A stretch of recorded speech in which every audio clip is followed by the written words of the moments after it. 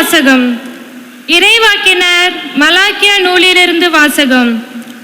இதோ நான் என் தூதனை அனுப்புகிறேன், அவர் எனக்கு முன் வழியை ஆயத்தம் செய்வார். அப்பொழுது நீங்கள் தேடுகின்ற தலைவர் திடீரென தம் கோயிலுக்கு வருவார்.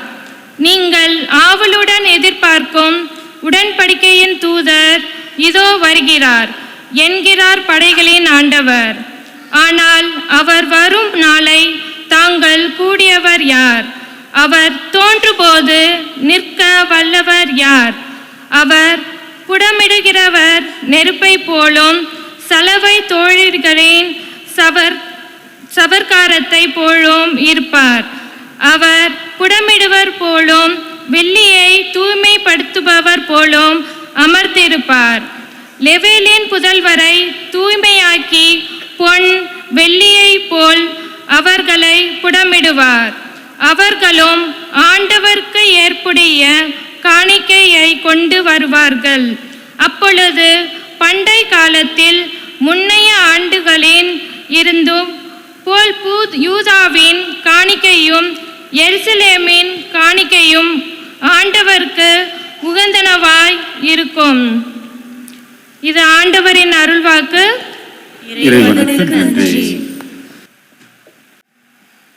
இரண்டாம் வாசகம். எபிரேயருக்கு எழுதப்பட்ட திருமுகத்திலிருந்து வாசகம். சகோதர சகோதரிகளே, ஊனும் இரத்தமும் கொண்ட பிள்ளைகளைப் போல் கிறிஸ்துவும் அதே இயல்பில் பங்கு கொண்டார்.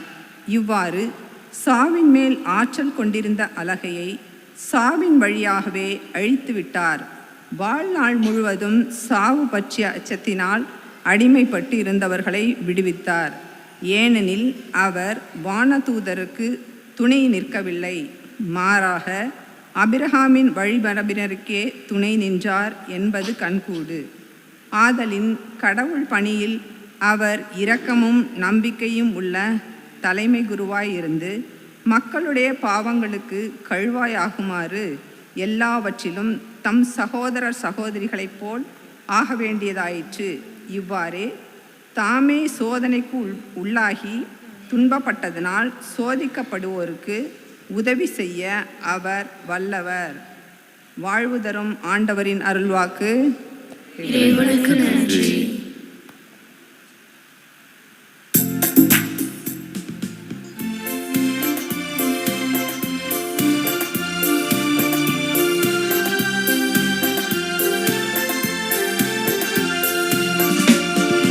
Alleluia, Alleluia, Alleluia, Alleluia,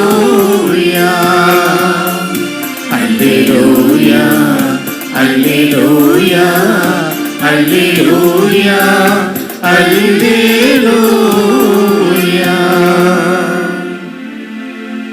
யும்மேப்பே பிரயணத்தாருக்கு வெளிப்பாடு அருளும் ஒளி, இதுவேவும் மக்களாகிய இஸ்ரவேலுக்கு பெருமை. அல்லேலூயா, அல்லேலூயா, அல்லேலூயா, அல்லேலூயா.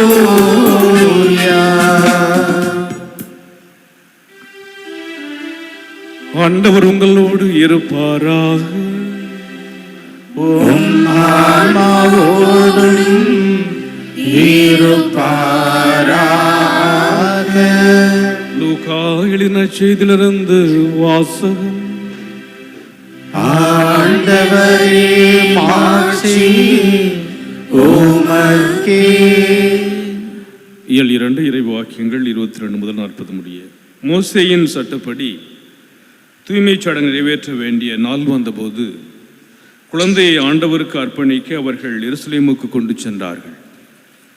ஏனெனில் ஆணும் தலைப்பேர் அனைத்தும் ஆண்டவருக்கு அர்ப்பணிக்கப்படும் என்று அவருடைய திருச்சட்டத்தில் எழுதியுள்ளது. அச்சட்டத்தில் கூறியுள்ளவாறு 2 மாடப்புறாக்கள் அல்லது 2 புறா குஞ்சுகளை அவர்கள் பலியாக கொடுக்க வேண்டியிருந்தது. அப்போது எருசலேமில் சிமியோன் என்னும் ஒருவர் இருந்தார். அவர் நேர்மையானவர், இறைப்பற்று கொண்டவர், இஸ்ரேலுக்கு வாக்களிக்கப்பட்ட ஆறுதலை எதிர்பார்த்திருந்தவர். தூய ஆவியை அவர் பெற்றிருந்தார். ஆண்டவருடைய மெசியாவை காணமுன் அவர் சாகப் போவதில்லை என்று தூய ஆவியால் உணர்த்தப்பட்டிருந்தார். அந்த ஆவியின் தூண்டுதலால் அவர் கோவிலுக்கு வந்திருந்தார். திருச்சட்ட வழக்கத்திற்கு ஏற்ப செய்ய வேண்டியதை குழந்தை இயேசுவுக்கு செய்து முடிக்க பெற்றோர் அதனை உள்ளே கொண்டு வந்தபோது சிமியோன் குழந்தையை கையில் ஏந்தி கடவுளை போற்றி, ஆண்டவரே, உமது சொற்படியும் அடியான் என்னை இப்போது அமைதியுடன் போகச் செய்கிறேன். ஏனெனில் மக்கள் அனைவரும் காணுமாறு நீர் ஏற்பாடு செய்துள்ள உமது மீட்பை என் கண்கள் கண்டு கொண்டன. இம்மீட்பே பிற இனத்தாருக்கு வெளிப்பாடு அருளும் ஒளி. இதுவே மக்களாகி இஸ்ரேலுக்கு பெருமை என்றார். குழந்தையை குறித்து கூறியவை பற்றி அதன் தாயும் தந்தையும் வியப்புற்றனர். சிமியோன் அவர்களுக்கு ஆசி கூறி அதன் தாயாகிய மரியாவை நோக்கி, இதோ இக்குழந்தை இஸ்ரேல் மக்கள் பலரின் வீழ்ச்சிக்கும் எழுச்சிக்கும் காரணமாக இருக்கும், எதிர்க்கப்படும் அடையாளமாகவும் இருக்கும். இவ்வாறு பலருடைய மறைவான எண்ணங்கள் வெளிப்படும். உமது உள்ளத்தையும் ஒரு வாள் ஊடுருவி பாயும் என்றார். ஆசிரியர் குலத்தைச் சேர்ந்த பாண்டுவேலின் மகளாகிய அன்னா என்னும் இறைவாக்கினர் ஒருவர் இருந்தார். அவர் வயது முதிர்ந்தவர். மனமாகி 7 ஆண்டுகள் கணவரோடு வாழ்ந்த பின் கைம்பன் ஆனவர். அவருக்கு வயது 84. அவர் கோயிலை விட்டு நீங்காமல் நோன்பிருந்து மன்றாடி அல்லும் பகலும் திருப்பணி செய்து வந்தார். அவரும் அந்நேரத்தில் அங்கு வந்து கடவுளை புகழ்ந்து எருசலேமின் மீட்புக்காக காத்திருந்த எல்லோரிடமும் அக்குழந்தையை பற்றி பேசினார். ஆண்டவருடைய திருச்சட்டப்படி எல்லாவற்றையும் செய்து முடித்த பின்பு அவர் கலிலேயாவில் உள்ள தங்கள் ஊராகி நாசரேத்திற்கு திரும்பிச் சென்றார்கள். குழந்தையும் வளர்ந்து வலிமை பெற்று ஞானத்தால் இறைந்து கடவுளுக்கு உகந்ததாய் இருந்தது. ஆண்டவரின் அருள்வாக்கு. கிறிஸ்துவே உமக்கு